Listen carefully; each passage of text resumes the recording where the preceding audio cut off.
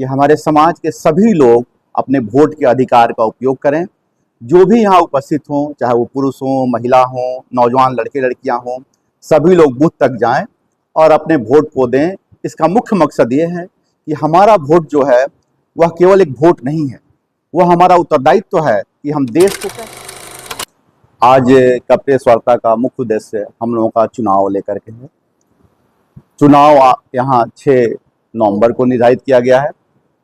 हम सभी शिक्षा संस्थान से जुड़े, स्वास्थ्य संस्थान से जुड़े और शिक्षित समाज के लोगों का यह उत्तरदायित्व है कि हमारे समाज के सभी लोग अपने वोट के अधिकार का उपयोग करें। जो भी यहाँ उपस्थित हों, चाहे वो पुरुष हों, महिला हों, नौजवान लड़के लड़कियां हों, सभी लोग बूथ तक जाएं और अपने वोट को दें। इसका मुख्य मकसद ये है कि हमारा वोट जो है वह केवल एक वोट नहीं है, वह हमारा उत्तरदायित्व है कि हम देश को कैसा चाहते हैं, राज्य को हम कैसा चाहते हैं। क्या राज्य में हम विकास चाहते हैं? क्या राज्य में हम सुरक्षा चाहते हैं, अमन चैन चाहते हैं? हमारा प्रयास है और हमारी अपील है यहाँ की जनता से, सिवान जिले की जनता से, कि अपना वोट देते वक्त आप राष्ट्र की सुरक्षा, अपनी सुरक्षा, अपने गांव का, अपने शहर के विकास पर ध्यान दें।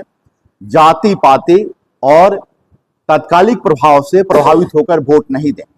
किसी भी जात का ध्यान नहीं रखें, किसी भी तात्कालिक लाभ के प्रयास में नहीं पड़ें, क्योंकि आपका वोट 5 सालों तक आपके विकास को, आपके सुरक्षा को, आपकी समृद्धि को गिरवी रख देता है उस सरकार के पास, उस व्यवस्था के पास जो 5 साल तक आपको संचालित करती है। साथ ही यह जरूर देखें कि आप मुख्यमंत्री किसे बनाना चाहते हैं, आपके नजरों में योग्य मुख्यमंत्री कौन है और किसका हाथ हम मजबूत करना चाहते हैं। हमारी आशा है कि हमारी राज्य की जनता के साथ साथ हमारे दरौंदा ब्लॉक प्लस सिवान जिले की जनता इस बात का जरूर ध्यान रखेगी कि हमारे वोट का दुरुपयोग नहीं हो और यह हमारे देश की सुरक्षा, हमारी समानता के लिए लागू हो, हमारे विकास के लिए लागू हो। जाति पाति पर और आर्थिक लाभ से हम किसी भी स्थिति में प्रभावित नहीं हो।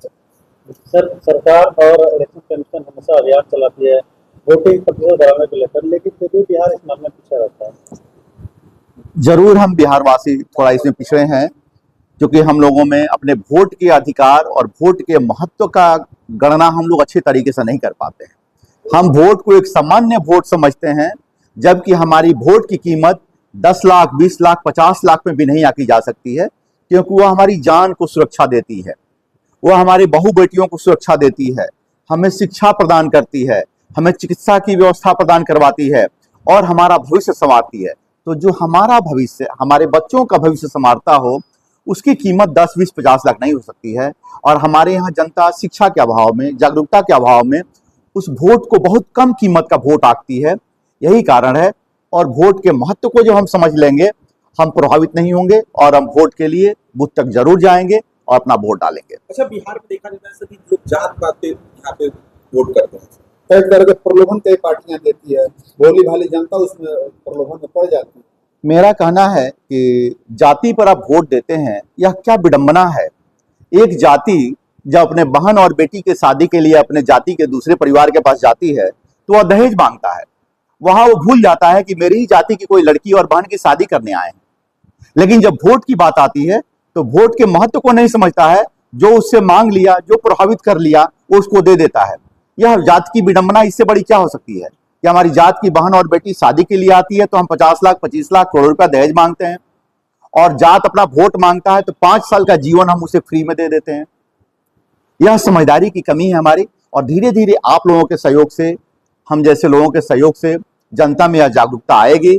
हमें उम्मीद है कि एक दिन बिहार की जनता इतनी सक्षम और जागरूक होगी कि अपने नेतृत्वकर्ता का, अपने लीडर का और अपने पार्टी का निश्चित रूप से सही चयन करेगी। सर, यदि मुख्यमंत्री की बात हो गई, सर सरकार बनाने की बात हो गई, यदि स्थानीय नेता को चूज करना हो तो उसके लिए क्या मानदंड एक शिक्षा के दृष्टिकोण से हो सकता है? सर, निश्चित तौर पर स्थानीय मानदंड ये जरूर होना चाहिए कि वह व्यक्ति शिक्षित है कि नहीं, वह अपराधी तो नहीं है। 2 चीजें तो जरूर देखनी चाहिए। तीसरा यह जरूर है इस जनतंत्र में कि एक विधायक कुछ नहीं कर सकता है। एक विधायकों का संगठन विधानसभा ही कुछ करती है। विधायक को बहुत अधिकार स्वतः स्वयं स्तर पर निर्णय लेने का नहीं है।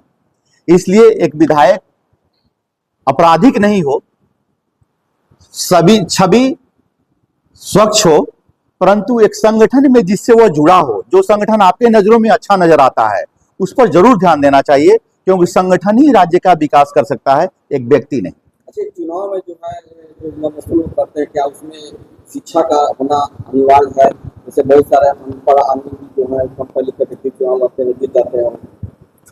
देखिए, कम पढ़े लिखे व्यक्ति अगर चुनाव जीत जाते हैं और ज्यादा पढ़े लिखे व्यक्ति नहीं जीतते हैं, तो शिक्षा का महत्व केवल डिग्रियों से नहीं है। जो आज की चर्चा में यह देखा जा रहा है कि डिग्रियां हो तो आप शिक्षित माने जाएंगे, लेकिन हमारे यहाँ ये माना गया है कि सफलता के लिए और शिक्षा के लिए केवल जो कॉलेज और यूनिवर्सिटी में डिग्री मिल जाती है उसको मापदंड नहीं मानना होगा, क्योंकि सिंपल ग्रेजुएट व्यक्ति भी बहुत बेहतर लेवल पर प्रबंधन का कार्य कर चुका है।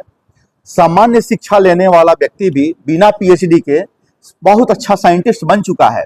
तो ऐसा नहीं है, बहुत कम शिक्षा के व्यक्ति भी बेहतर प्रबंधन कर राष्ट्रीय स्तर के उद्योग का संचालन कर रहे हैं। इसलिए शिक्षा केवल किताबी ज्ञान से न जोड़ा जाए, उसके व्यवहारिक ज्ञान उसके पास कितनी है यह महत्वपूर्ण है। चित्र और चरित्र दोनों के देखा। सर, अपने बिहार में कई प्रकार के वोटर है। कुछ वोटर ऐसे हैं जो विकास पे वोट दे रहे हैं, कुछ वोटर ऐसे हैं जो पार्टी बेसिस पे वोट दे रहे हैं, लेकिन कुछ वोटर ऐसे हैं जो तनिक क्षण के लिए 500,000 पैसों के लिए वोट दे रहे हैं। आपने बहुत खुले शब्दों से सवाल किया। निश्चित तौर पर वोट की कीमत 5,000 या 5 लाख नहीं हो सकती है। हमारी बेटियों की सुरक्षा, हमारी बहनों की सुरक्षा, हमारी शिक्षा, हमारी नौकरी और शांति व्यवस्था की कोई कीमत नहीं हो सकती है। इसलिए इससे हम अलग हों, तत्कालिक लाभ को न सोचें, भविष्य को सोचकर हम निर्धारण करें कि हमें वोट कहाँ देना है, किसको देना है। बिहार में सबसे कम वोटिंग दर पूरे भारत में। इसको सुधारने के लिए और इससे रिश्वत करवाने के लिए क्या करना चाहिए? हम सभी को केवल इलेक्शन के समय ही नहीं, इलेक्शन के बाद भी निरंतर सरकार को, स्वयंसेवी संगठनों को, शैक्षणिक संस्थानों को इसके लिए जागरूकता करनी चाहिए कि हमारे वोट का महत्व क्या है और हमारे वोट से क्या क्या प्रभावित होता है। हमारे वोट से केवल विधायक नहीं बनते हैं, मंत्री नहीं बनते हैं, मुख्यमंत्री नहीं बनते हैं।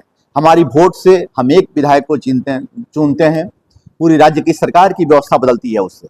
और सरकार की जब व्यवस्था बदलती है और हम आर्थिक लाभ लेकर वोट देंगे, तो कोई भी नेता या पार्टी हमारा विकास क्यों करेगी? जब हम जाति पर वोट देंगे तो पूरे राज्य की, पूरे क्षेत्र के विकास की बात क्यों करेगी? और राजनेताओं के लिए यह बहुत आसान है कि जाति पर वोट ले लेना, क्योंकि हम आएंगे तो हमारे काम का आकलन नहीं करेंगे। और जब विकास की बात करेंगे, सुरक्षा की बात करेंगे, समृद्धि की बात करेंगे, तो उनके लिए जवाब देना मुश्किल होगा। जिस दिन जनता विकास, सुरक्षा और समृद्धि की बात करने लगेगी, उस दिन नेता इन सब को छोड़कर विकास, समृद्धि और सुरक्षा पर आ जाएंगे। अपील क्या करें?